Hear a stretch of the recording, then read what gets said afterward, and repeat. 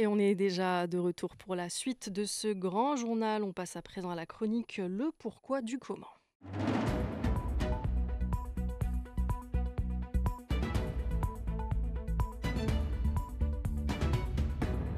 Et avec nous dans le studio, Hakim Tamim. Bonjour Hakim.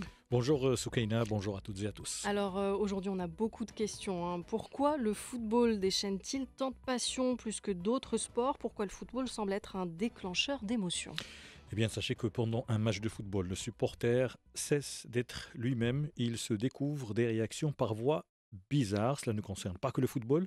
Le sport en général, c'est l'émotion. Allez, Florent, c'est maintenant, Florent Dessous, la sensation. Là, c'était Laure Manodou, la championne olympique française de natation, qui a brillé bien sûr sur les bassins, championne d'Europe, championne du monde, championne olympique. Là, quand elle était supportrice en quelque sorte, elle était dans les tribunes et elle voyait son petit frère devenir champion du monde olympique. Donc on a eu un extrait, un avis ou bien entendu sur la réaction d'une championne qui est devenue, l'espace d'un petit moment, tout simplement supportrice. Voilà, une véritable fan de son petit frère, on la comprend. Mais en football, c'est plus fort, hein, disent certains experts, parce qu'il est plus populaire, tout simplement. Oui, il y a les indifférents, ceux qui regardent les matchs de football comme ça.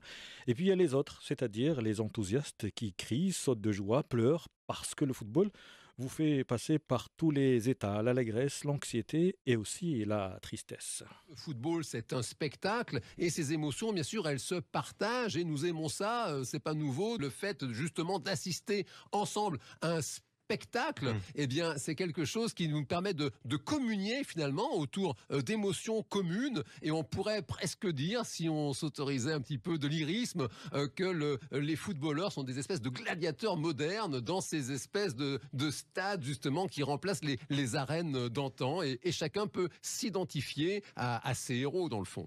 C'était sur France 5, palpitations, sueur, souffle coupé. L'organisme injecte de l'adrénaline qui vient donner un coup de fouet au cœur. Le football, bien sûr, c'est l'appartenance, la loyauté, d'où cette folie pendant les rencontres.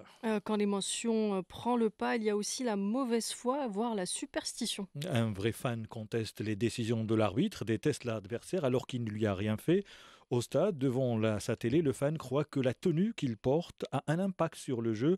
Cela consiste à créer une croyance à partir d'une coïncidence.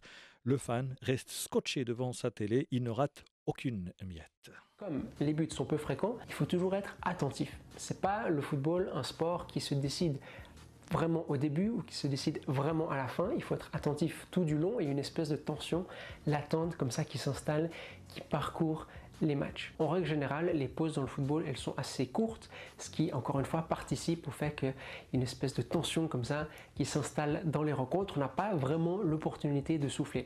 Voilà, le football, on le sait aujourd'hui, ne se joue plus seulement le dimanche ou le samedi, mais c'est presque du 7 sur 7. Le football s'exprime aussi sur smartphone, entre amis, collègues. Cela permet de créer sa propre équipe. Les joueurs sont cotés et notés en fonction de leur performance.